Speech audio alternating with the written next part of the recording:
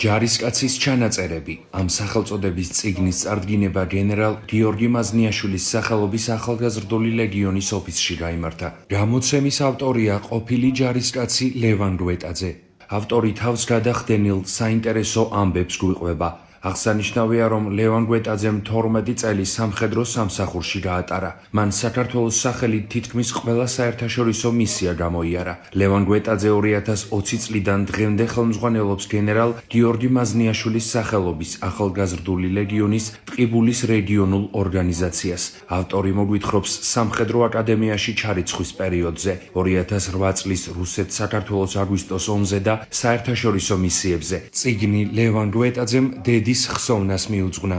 გამოცემის რედაქტორია გენერალ გიორგი მაზნიაშვილის სახელობის ახალგაზრდული ლეგიონის გამგეობის წევრი პაატა გიგაური, ღონისძიებას საქართველოს თავდაცვის ძალების მეთაურის მოადგილე, ბრიგადის გენერალი ირაკლი ჭიჭინაძე, გენერალ გიორგი მაზნიაშვილის სახელობის ახალგაზრდული ლეგიონის წარმომადგენლები, ლევან გვეტაძის ოჯახის წევრები და მეგობრები ესწრებოდნენ. თავდაცვის ძალებში გავატარეთ 12 წელი.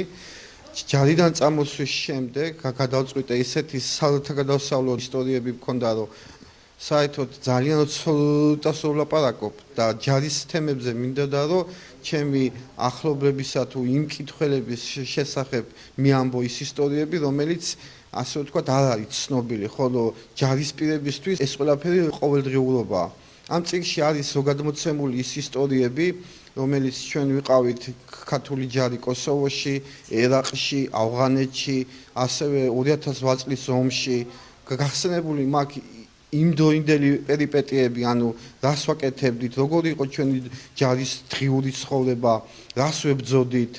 ასე ვთქვათ, კიდევ წიგნში არის აღწერილი ის ჩემი მეთაურები, რომლებიც გმირულად დაეცნენ, ბევრი რამე მასწავლეს და ის საბრძოლო ნათლობები გადმოვეცი, რომელიც ასე ვფიქრობ, რომ ჯერჯერობით არავის არ დაუწერია. შეიძლება ერთ-ერთი რო პირველი ვარ, ვინც ეს დაწერა. ეს იდეა დამება და იმ პერიოდიდან მოყოლებული, რაც ჯარს რო თავი დავანებე. ანუ ჯანმრთელობის გამო წამოვედი ჯარიდან, რაღაც გარკვეული პერიოდი უცხოდ ვიყავი ამ სამოქალაქო ცხოვრებაში. შემდეგ ასე ვთქვათ, ოჯახის დახმარებით ისევ ფეხზე დავდექი. აი ამ წიგნს მე უძღვი ჩემ დედას, რომელიც პანდემიის დროს გარდაიცვალა და ყველაფერი მან მასწავლა. ანუ მშობლებმა ძალიან დიდი წვლილი რო შეიტანეს ჩემს ჩამოყალიბებაში და დავწერე ის ისტორიები, რომლებიც ასახავს ქართული ჯარის ცხოვრებას. მაგალითად, ავღანეთში ჩვენ ვავაშენეთ ქართული ეკლესიები. სულ მქონდა ასე ვთქვათ, დავდი, რომ რაობედი ეწია ეხლა მას. მაგრამ იმ პერიოდში იქ დუღდა ქართული სული და ჩვენ ბევრი რამე რო გავაკეთეთ წარმატებით და ჩვენ ქვეყანას მოუტანეთ, ასე ვთქვათ, დიდი სახელი.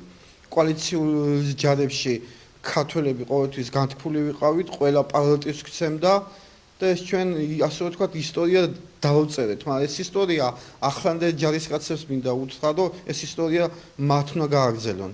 ბიჭები ახლანდელ ჯარში ვინც არიან, აი ვიტყვი რომ ვამაყობ მათით, მაგარი რო თაობა მოდის, ასე ვთქვათ, თაობებთან ცვლა რომ მიმდინარეობს ახლა.